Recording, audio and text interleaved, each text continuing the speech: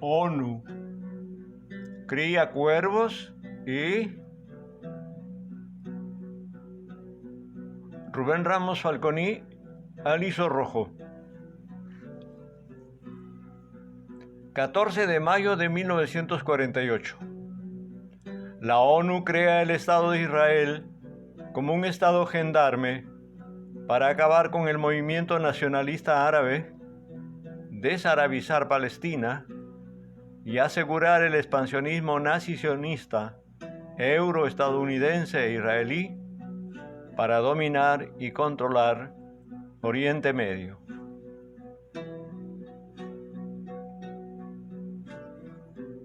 ...24 de octubre de 2023... el embajador de Israel ante la ONU, Gilad Erdan, pidió este martes la dimisión del secretario general Antonio Guterres, los actuales ojos de esa organización.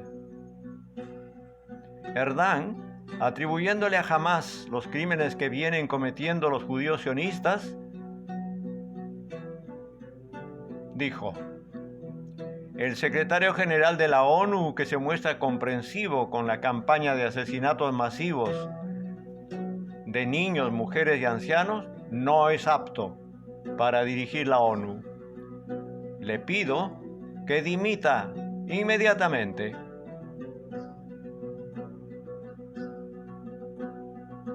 Eli Cohen,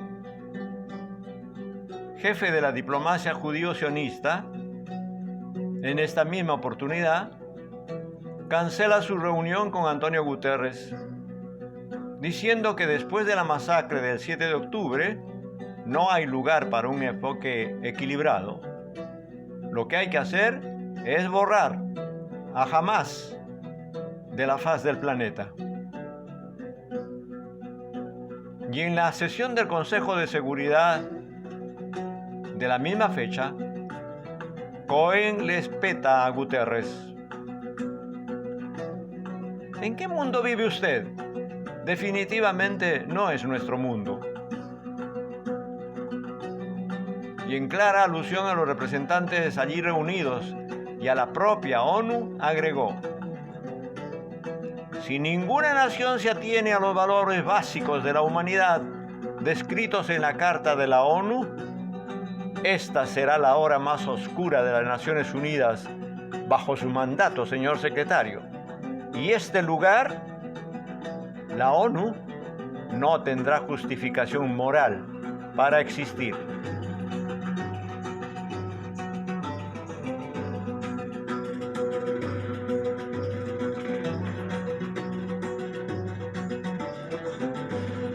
El ministro de Defensa israelí, general Benny Gantz, jefe del Partido Azul y Blanco, no se quedó atrás y le dijo a Guterres: los apologistas del terror no pueden hablar en nombre del mundo. Oscuros son los días en los que el secretario general de las Naciones Unidas condona el terror. Ahora es el momento de situarse en el lado correcto de la historia o de ser juzgados por ella.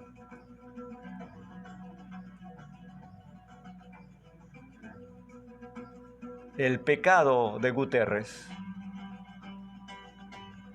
En el citado Consejo de Seguridad, Guterres se había atrevido a enjuiciar la prepotencia sionista de Israel de no permitir la entrada de ayuda humanitaria a los gazatíes que están siendo asesinados por miles por las fuerzas militares israelíes todos los días por aire y tierra. Guterres había leído el siguiente texto: el pueblo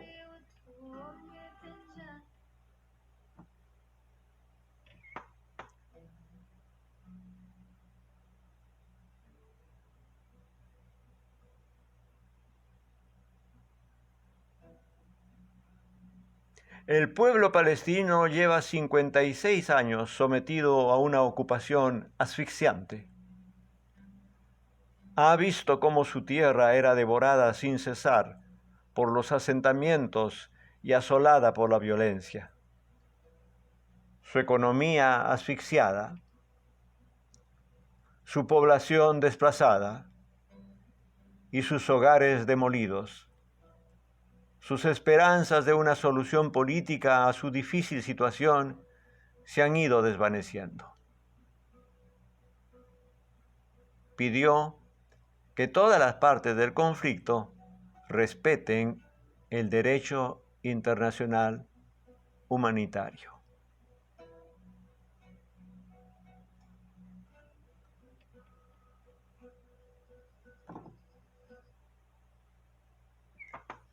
Pido perdón. Confrontado con los descendientes de quienes crearon la ONU y que ahora piden su dimisión, Guterres se lamentó por las interpretaciones erróneas de sus declaraciones en el Consejo de Seguridad, como si estuviera justificando los actos de terror de Hamás. Dijo: esto es falso, fue todo lo contrario. He condenado inequívocamente los horribles actos de terror sin precedentes perpetrados por Hamás el 7 de octubre en Israel. Nada puede justificar el asesinato, las heridas y el secuestro deliberado de civiles, ni el lanzamiento de cohetes contra objetivos civiles. Los agravios sufridos por el pueblo palestino no pueden justificar los ataques atroces de Hamás. Ante este mea culpa, Israel respondió negando visas a los representantes de la ONU y el ingreso de ayuda humanitaria alguna. Su representante ante la ONU, Gilad Erdan, a quien ya hemos citado anteriormente, remarcó: es hora de darles una lección.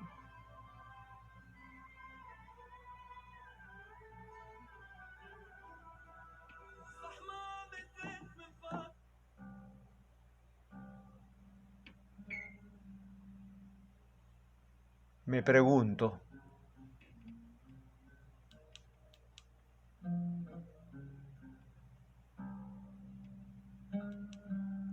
¿qué habría pasado si alguno de los representantes de los países del eje del mal o de cualquier otro de los llamados indeseables hubiera pronunciado solo la enésima parte de lo dicho por los representantes del pueblo elegido? Se habría reunido a la Asamblea General, aprobado la respectiva condena al Estado correspondiente y desaforado a este y a su representante por insinuar y poner en peligro la seguridad mundial y pretender acusar al máximo representante de la organización que vela por la paz, la justicia, los derechos humanos. Todo esto sin mengua alguna de las respectivas sanciones al pueblo implicado. Ningún gentil puede atreverse a cuestionar lo que fue escrito por los elegidos en la Carta de la ONU para que repita al pie de la letra su secretario general. Mucho menos poner en cuestión los actos que aquellos, me refiero a los elegidos, cometen en nombre de los valores espirituales de la humanidad.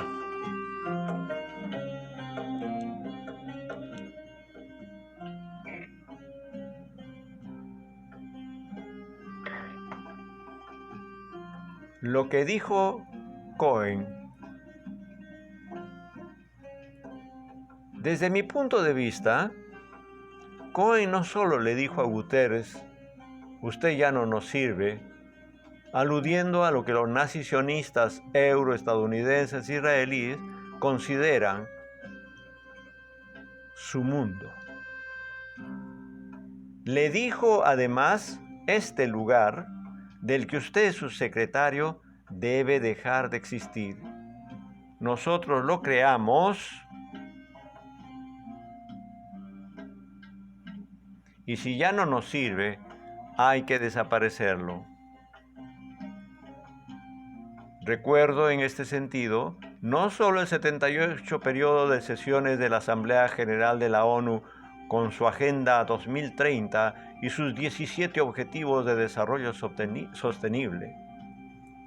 También recuerdo los reiterados reclamos de una reforma urgente para democratizar el Consejo de Seguridad de la ONU que formularon algunos representantes, con buena voluntad seguramente. Recuerdo igualmente que Palestina no es miembro de la ONU por la oposición de 3 de los estados que auparon a los dueños del mundo para su creación: Estados Unidos, Francia y el Reino Unido, miembros permanentes del Consejo de Seguridad. Como gran favor, la ONU le otorgó a Palestina la condición de Estado observador no miembro el 29 de noviembre del 2012. Que sepa, continúa tal cual. Y para no aburrirlos más, recuerdo finalmente que desde su creación, precisamente un 24 de octubre de aquel año de 1945, la ONU miró siempre de lado las sucesivas masacres de palestinos y los desplazamientos forzosos de mujeres y niños que los sionistas les hicieron a lo largo de 78 años con la promesa de volverán. Esto sin contar lo que la alianza franco-británica les hizo a árabes y palestinos tras la caída del Imperio Otomano gracias al acuerdo Sykes-Picot, que Francia y el Reino Unido mantuvieron en secreto para repartirse Medio Oriente, situación que duró hasta la toma de posta por el hegemón estadounidense.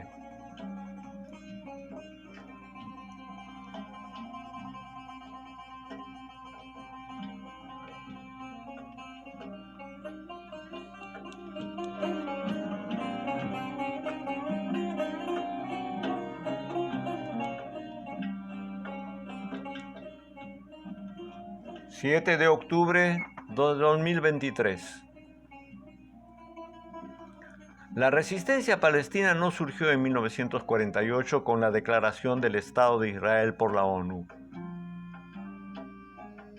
La resistencia palestina surgió el mismo día en que los primeros házaros conversos pusieron pie en tierra palestina.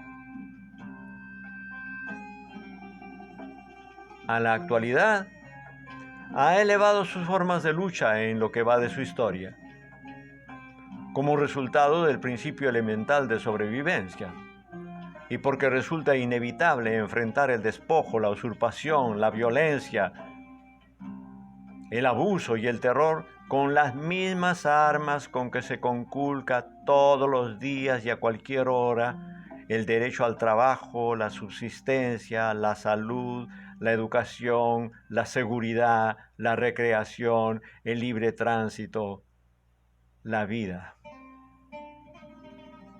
Y como consecuencia de la burla permanente de resoluciones, acuerdos, tratados, que en virtud de la excepcionalidad uncida en mito, los gobiernos israelíes jamás estuvieron dispuestos a respetar y mucho menos a cumplir, pero sí a violarlos. Sus masacres preventivas sirvieron para esto. Así han ido diezmando a la población palestina, porque de lo que se trata no es de una guerra, sino de una limpieza étnica. Pero la historia no es ni lineal, y mucho menos unilateral. Lección que suelen olvidar los depredadores.